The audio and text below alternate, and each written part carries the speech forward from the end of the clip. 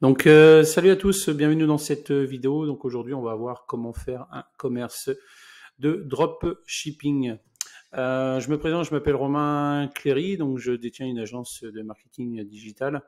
Et dans cette vidéo, on va voir ensemble comment choisir un statut, éventuellement un produit, une niche et tout ce qui va avec. Donc, vous avez en face de vous un article pour que je vous montre un petit peu les différentes étapes quand on crée un commerce dans le dropshipping.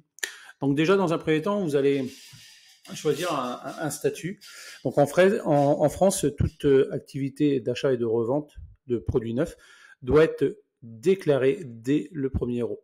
Donc ça, c'est vraiment la base. Voilà, on déclare le premier euro que l'on gagne. Selon vos chiffres d'affaires et le nombre de personnes donc participantes, vous avez le choix entre plusieurs statuts. Donc à vous d'aller voir éventuellement sur Internet ou expert comptable ou autre. Vous allez pouvoir commencer en auto-entreprise. Il y a aussi micro-entreprise, donc EURL, il y a SARL, il y a SASU, il y a SAS également. Mais déjà pour commencer, déjà être, comment dire, on va dire protégé entre guillemets, une auto-entreprise, c'est largement suffisant. Mais je vous invite quand même à faire des recherches et à vous renseigner auprès des professionnels. Donc ensuite, après ça, moi ce que je vous conseille, c'est de choisir donc un produit ou une niche. Il est préférable que vous vous spécialisez dans la vente d'un produit et d'une niche de produits. En effet, la spécialisation vous permettra d'éviter la concurrence de gros acteurs de commerce en ligne. De plus, vous pourrez toucher un public précis, donc potentiellement des acheteurs plus qualifiés. Voilà. L'étape de sélection de votre produit ou de votre niche est cruciale. Prenez le temps de bien étudier le marché. Oui, c'est clair. Si il y a des produits le même produit pour, je sais pas moi, en France, il y a 1500 vendeurs du même produit, à un moment ou à un autre, vous savez très bien que c'est pas, voilà, vous n'allez pas engendrer énormément de gains. Après, effectivement, on peut être 2000 ou 3000 à vendre le même produit et gagner sa vie, il n'y a aucun problème là-dessus, mais voilà, c'est très rare, donc voilà, il faut vraiment aller chercher le produit gagnant, et pour ça, il y a quand même des étapes à fournir avant. Donc vous pouvez vous aider également donc tout ce qui est mots-clés. Donc il y a Google Trade et Google Keyword qui vous fourniront des statistiques par rapport aux recherches mensuelles que les gens font donc sur Google. Et également donc faire une étude de marché, comprendre aussi la recherche et l'étude de vos concurrents éventuels. Donc ça va, tout ça, il y a des professionnels pour ça qui vont vous trouver éventuellement des mots-clés par rapport à votre produit. Donc, trouver un fournisseur. Donc ça, c'est pareil. Après avoir choisi votre produit et votre niche, vous devez trouver un fournisseur sérieux. Donc, vous allez trouver des fournisseurs donc sur Amazon, sur AliExpress, sur eBay. Et effectivement, tous ne sont pas, sérieux. Mais par exemple, par rapport à mon expérience, AliExpress, ils ont quand même des gages de sécurité du fait que déjà il y a des notes, il y a les gages de vérifier et il y a le gage assurance aussi. Donc si vous engendrez un capital important, donc ça dépend sur quel, par exemple si vous travaillez sur Amazon FBA, bon, vous êtes obligé d'engendrer un capital pour acheter un stock de produits. Par contre, dans le dropshipping, voilà, vous trouvez un fournisseur et c'est lui qui s'occupe de tout. Voilà, mais il faut avoir un bon fournisseur, un bon produit aussi de qualité, ça c'est important. Si vous fournissez entre guillemets de la merde à vos clients, à un moment ou à un autre, bon, ils vont l'acheter une fois, mais pas deux, quoi. Voilà. Donc ça, c'est important également. Comme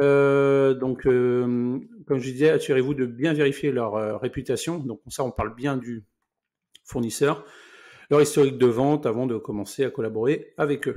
Voilà. Donc, créer une boutique en ligne.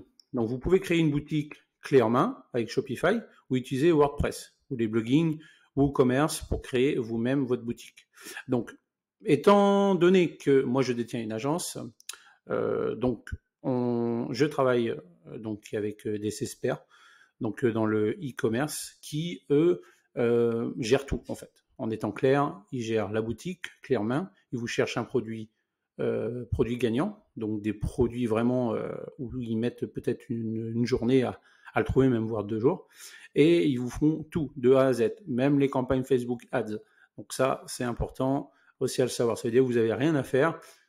C'est pas gratuit non plus, mais voilà, c'est ce qui est intéressant pour commencer, c'est que voilà, celui qui ne connaît rien, entre guillemets, va avoir une boutique avec un produit gagnant plus des campagnes qui tournent. Bon, vous savez très bien qu'à un moment ou à un autre, voilà, il y a de l'argent qui va rentrer. Mais comme je dis, ce n'est pas gratuit. Donc vous pouvez gérer ça avec Shopify. Donc Shopify, c'est à peu près 29 € par mois. Donc de base, hein, parce qu'il y a plusieurs catégories. Voilà. Donc c'est des solutions payantes. Donc Shopify fonctionne par abonnement, comme je vous disais. WordPress, c'est gratuit. Seul un hébergement restera à votre charge si vous passez par un hébergeur professionnel. Ensuite, utilisez une place du marché. Donc si vous ne voulez pas créer de boutique, vous pouvez créer un compte professionnel sur une place de marché telle qu'Amazon ou FBA. Donc ça, vous pouvez éventuellement commencer avec Amazon, FBA, voilà, en tant que simple vendeur particulier, et arriver à un stade d'un montant, il me semble, je ne sais plus c'est combien de ventes par jour. Je dirais des bêtises, donc je préfère pas un certain montant. Voilà, ils demandent que vous passiez professionnel. Donc là, il faut un numéro de SIRET et autres. Donc le coût de fonctionnement diffère selon les places du marché. Renseignez-vous sur les tarifs avant de vous lancer.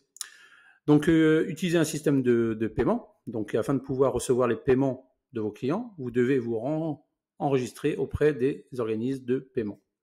Donc PayPal et Stripe sont les plus grands répandus, les plus répandus. Cependant, il existe d'autres, chacun ayant ses avantages. Voilà, moi, je sais que je travaille avec PayPal et Stripe. Voilà, c'est les deux. Voilà, au niveau sécurité, c'est nickel. Donc, ajoutez vos produits. Donc, soit vous gérez une boutique en monoproduit. Moi, ce que je fais en général, c'est important. Ou soit vous gérez en plusieurs produits, en multi-produits. Donc ça, c'est un choix de chacun. Voilà. Donc afin d'ajouter vos produits dans votre boutique en ligne, vous aurez besoin de leurs photos. Donc contactez votre fournisseur pour obtenir des photos avec un rendu professionnel. Donc ça, si c'est vous qui le gérez, ça faut le voir avec le fournisseur. Si c'est un professionnel qui le gère, donc une agence, en général, nous, on s'occupe de tout. Voilà, on va vers vous nous donnez le fournisseur en question. Même au pire, on trouve le fournisseur. Là-dessus, il n'y a aucun problème, et on s'occupe de tout, photos, vidéos et autres. Voilà. Donc, les photos utilisées dans votre boutique ne doivent pas contenir de filigrane ou d'éléments permettant d'identifier vos fournisseurs.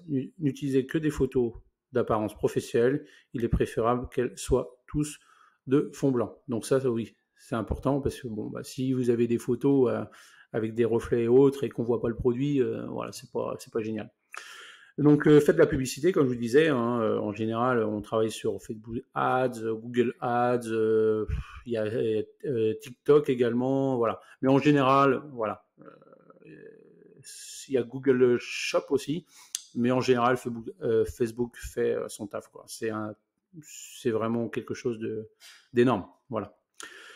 Publicité. Donc, afin de toucher le plus de clients possible, vous devez lancer des campagnes de publicité. Voilà. Faites de la publicité gratuitement. Facebook, Pinterest et YouTube permet aussi de diffuser gratuitement vos messages. Donc, vous pouvez faire des vidéos en proposant des produits, voilà, en mettant un lien en dessous de votre vidéo. Voilà, tout simplement. Utilisez les solutions payantes. Les solutions payantes sont beaucoup plus puissantes et vous permettent de mieux cibler vos clients. Donc, Facebook, comme je vous disais, hein, donc il faut avoir un business manager, donc ça on s'en occupe. Et comme je vous disais, Google Shopping, c'est des solutions payantes, Google, pour diffuser des publicités dans les résultats de recherche. Choisissez une formation, donc ça c'est important de savoir de quoi on parle. Donc faire une boutique, c'est bien, mais il faut savoir aussi se former. Donc on peut faire une boutique par une agence tout en parallèle se former. Et ensuite, vous pouvez avoir un deuxième shop, un troisième, et voilà, c'est vous qui voyez. Mais c'est vrai que c'est important de se former. Donc, comme tout métier, la vente en ligne doit passer par une phase d'apprentissage. Certains organismes peuvent vous délivrer des diplômes reconnus par l'État. Vous pouvez aussi vous former auprès des professionnels du secteur à l'aide de formations en ligne. Et le dernier point, donc payer vos fournisseurs. Après qu'un client vous a acheté un produit, vous devez le commander chez le fournisseur et procéder à son paiement afin que vos fournisseurs le livrent à vos clients. Assurez-vous d'obtenir un numéro de suivi de la part de votre fournisseur. Vous pourrez ensuite suivre le colis pour votre client, bien sûr. Et donc, vous pourrez donner donc, ce numéro, ce suivi donc, de colis à votre client. Et veuillez informer le client de la date de livraison du produit et assurez-vous que la livraison se passe bien. Donc, en général, sur la boutique, on dit entre 3 et 10 jours. C'est vous qui faites, en gros, quand il y a une vente, c'est vous qui gérez auprès de votre fournisseur et ensuite, le fournisseur s'occupe de tout. Mais par exemple, il y a comment dire, des processus qui se font automatiquement comme Oberlo, il y en a d'autres aussi qui gèrent le tout, ça se fait automatiquement, vous n'avez plus qu'à valider le produit, ça se fait automatiquement. Donc merci de m'avoir suivi sur cette vidéo. Je vous souhaite tout pour réussir. Et donc, si vous avez besoin, n'hésitez pas. Je peux vous aider pour gérer votre boutique clé en main. Donc, si vous souhaitez une audit gratuite ou parce que vous avez une boutique mais ça fonctionne pas, ou vous souhaitez avoir des informations sur comment créer une boutique ou la faire par une agence, n'hésitez pas à cliquer sous le lien au niveau de notre blog. Voilà, je vous souhaite le tout, le meilleur, et je vous dis à bientôt pour la prochaine vidéo. Bye bye, salut.